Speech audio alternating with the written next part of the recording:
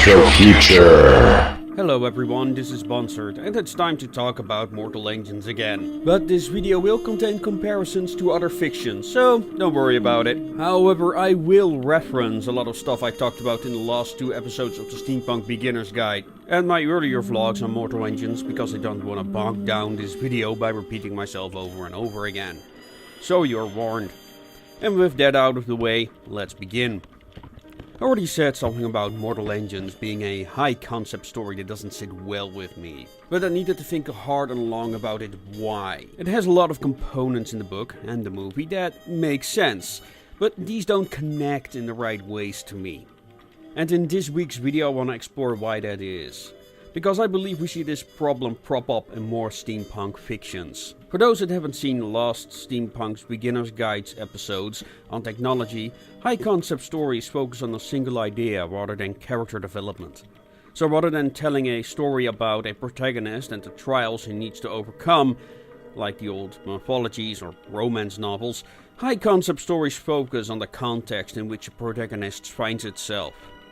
This context is usually the world, but it can also be particular situations like Kafka's story of a man who transforms into a fly for no reason. Black Mirror is also a very good example. Anyway, high concept stories can be found in science fiction because it often tries to answer the what if questions.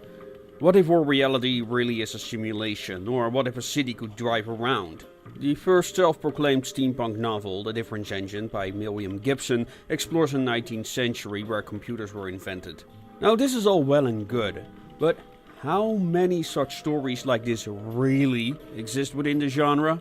I mean, steampunk stories that follow the cyberpunk in the past principle that Gibson envisioned to begin with. Now, Mortal Engines is already a poor fit for this definition of steampunk, it being future prediction and all. But we're gonna leave that to the side for now. Another YouTuber called Shadyversity reacted to Mortal Engines trailer in a video called Can Fantasy Get Too Dumb and Unrealistic? He talked about the impossibility of a city being able to drive cause of physics. I agree to a certain point, yes. Mobile cities built like these are impossible. In my previous vlog I defended this with realism is not what Mortal Engines is about. Mobile cities are a metaphor for our own Western society and its dependence on fossil fuel that forces powerful nations to exploit other nations for their oil. In other words, Mortal Engines is a message story. And there's nothing really wrong with that. Orwell wrote such stories to great effect. But Orwell spoke from personal experience and his stories were metaphors of how he saw communism in Spain and the Soviet Union. There is a lot of nuance to his work. Yes, communism is harmful in his eyes, but it can also show us why it's compelling to those who embrace it. You may call these people brainwashed stooges, but many people take comfort in the fact they don't have to take responsibility for their actions. And if things go wrong, there is always an enemy to blame. This is my problem with Mortal Engines. For me there is nothing compelling about these moving cities. There's no reason given why people would maintain such a lifestyle for 1,000 years. Why don't people just leave these cities on their own accord and... Well, I could go on about all the issues I have with this concept. But this is the premise the story is based on. In my earlier videos I stated that steampunk there is a necessity for the suspension of disbelief. I don't think that's the problem here. Or at least not entirely. So, my question to you is, are these cities compelling to you? Like really, would you invite your family and friends to come along and spend your life on London? Now, why do I ask you this? Let's talk about another setting. Altered Carbon. This is a show on Netflix, inspired by the book of the same name, that takes place in a far future, where people's consciousness can be transferred from one body to another because of implants called stacks. Many people walk around in custom bodies named sleeves. These can be made to be beautiful or resilient for military purposes. And if you happen to die, your consciousness can be retrieved as long as your stack doesn't get blown out. The protagonist of this story is a former resistance fighter called Kovic, who got arrested and his stack was locked away in a freezer for 2 centuries. When he is released, he receives a top-of-the-line body from a mysterious benefactor. This man turns out to be one of the most powerful men in existence, Lawrence Bancroft. He got him out of the freezer to solve a particular murder case, namely his own. Of course, this consciousness moved to a new body, what makes it all the weirder that the scene looks like a suicide, but he can't remember how this happened. Although not new in fiction, body swapping is an out there idea, and quite dystopian if you think about it. But is it compelling? Even if you find this idea distasteful, can you think of any reasons why people would want to use this technology? Altered Carbon has this question well covered. We get to see examples of military applications, but also for the sake of entertainment, where people get to fight to so-called sleeve death. After all, their consciousness can be placed in a new body. And as bodies can be grown, they can also be made to look very grotesque, so you can have like ogres and goblins fight each other for real. And businessmen even use it to travel across the galaxy. Even if you dislike the idea, you can still see the benefits, even if this includes something as perverse as taking joyrides in other people's bodies for horizontal refreshment. And that is what I think is the biggest failure of Mortal Engines. At first glance, the idea sounds awesome. I mean, driving around the world without leaving the comfort of your home? Yeah, sign me up. But nothing is done with it. London is not like the Starship Enterprise that visited all these alien worlds. Nor is it the society itself that is anything unique. It is treated like a regular country or city that just happens to be on wheels. And the metaphor, although clever, is wasted because it lacks the nuance that could have created the conflict both the book and the movie sorely needed.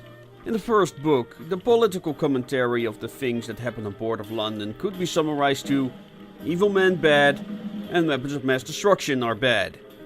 Because of this, everything that happens on board of London is just filler till Tom and Hester returns to London to defeat the mayor.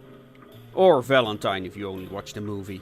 Yeah, what roles these men have to play doesn't really matter because there's no deeper meaning to their personalities.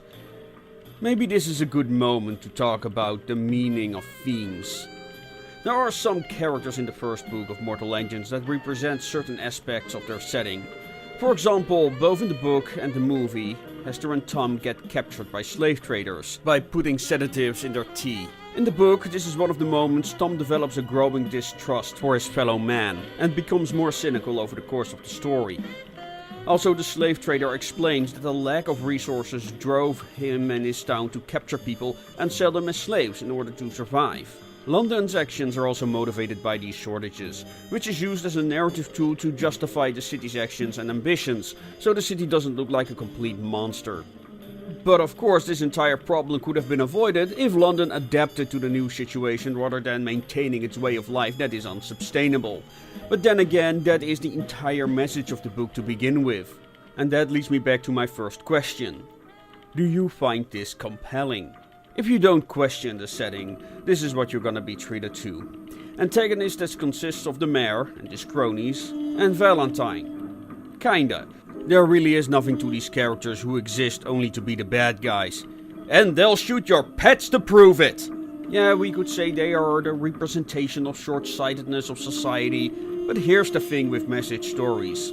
If you want to get a message across, you better make sure you have something new to say about it. And that is something that Mortal Engines does not. In the book, Valentine's motivation was simply giving his daughter Kate the best possible future he could give her. Which is hilarious considering what he did to his other daughter, Hester. Yeah, a bit of a spoiler there, but it really has no impact on the plot. It seems to be just there to ape Star Wars, with its obligatory "Hester, I am your father" sequence. Anyway, Valentine doesn't seem to realize his daughter may not approve of the things he has done for her sake. And once he calls him out on it, suddenly he feels bad about it, and he even gets a bit of a redemptive arc. Anyway, the point I want to make is that the entire concept of Mortal Engines is completely irrelevant at this point. Because this franchise is a message story, all that matters is to get the message across, which is that moving cities are literally heading to their doom. In this case portrayed by the Great Wall of Shangri-La.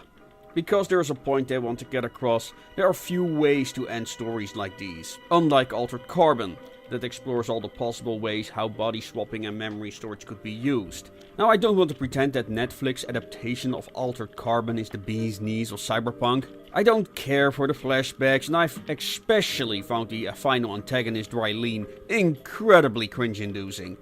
But beneath all that display of high tech, it turns out to be a tale of human tragedy about a man who tried to undo what he had become. Stories like Altered Carbon or Ghost in the Shell bedazzled us with possibilities of these science fiction concepts while getting its audience invested in human tragedy. Mortal Engines, on the other hand, has a message. And it's an inconvenient truth we already know and don't need to be lectured about.